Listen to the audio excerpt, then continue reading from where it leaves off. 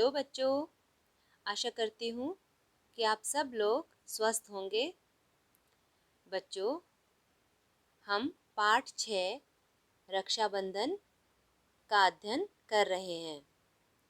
इससे पहले की कक्षाओं में हमने इसके नवीन शब्द और शब्दार्थ लिखे थे।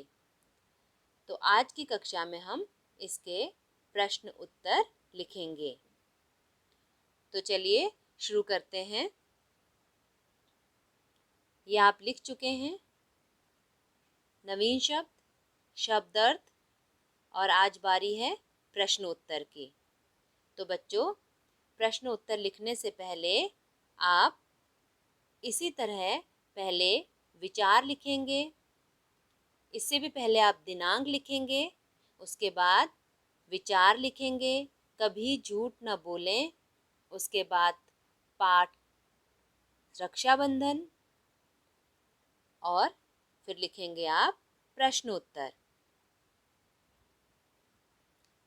तो चलिए शुरू करते हैं। प्रश्न 1, माँ ने भैया के लिए क्या खरीदा? तो इसका उत्तर क्या होगा? इसका उत्तर होगा, माँ ने भैया के लिए रेशमी कुर्ता पायजामा खरीदा।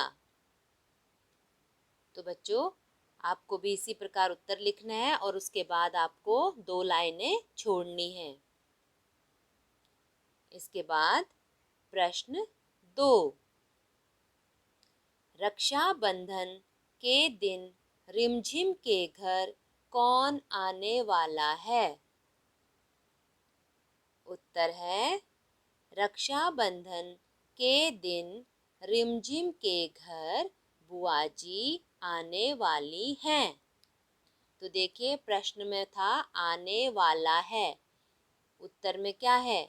आने वाली हैं, क्योंकि बुआ जी आ रही हैं और वो क्या है? स्त्रीलिंग। तो इसलिए हमने वाला का वाली कर दिया। और है लिखा है के ऊपर एक बिंदु लगाया। ध्यान से देखिए, जब हम किसी बड़े के बारे में बात करते हैं तो उनको इज्जत देने के लिए हम है नहीं बोलते, हम बोलते हैं। इसलिए हमने यहाँ पर इस बिंदु को लगाया है ह के ऊपर। इसके बाद भी आप 2 लाइनें छोड़ेंगे, फिर प्रश्न 3 लिखेंगे। प्रश्न 3 है, दोपहर को रिमझिम कहाँ जाएगी? उत्तर है, दोपहर को रिमझिम मामा जी के घर जाएगी। इसके बाद भी आपको लाइन छोड़नी है। और फिर प्रश्न 4, भैया ने रिमझिम को क्या उपहार दिया? उत्तर है, भैया ने रिमझिम को उपहार में एक बड़ी सी गुड़िया दी। अब प्रश्न में दिया है तो इसका मतलब ये नहीं कि आप उत्तर में भी दिया ही लिखो, क्योंकि हम वाक्य के अनुसार लिखते हैं। क्योंकि इसमें देखिए, भैया ने रिमझिम को उपहार में एक बड़ी सी गुड़िया दिया। गुड़िया दिया नहीं होगा, गुड़िया दी।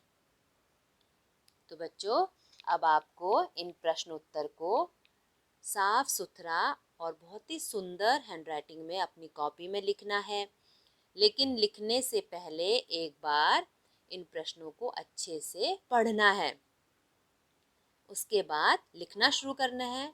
और लिखने के बाद भी आपको प्रश्न उत्तर पढ़ने हैं और पता लगाना है कि कहीं आपने किसी प्रकार की कोई गलती तो नहीं की है।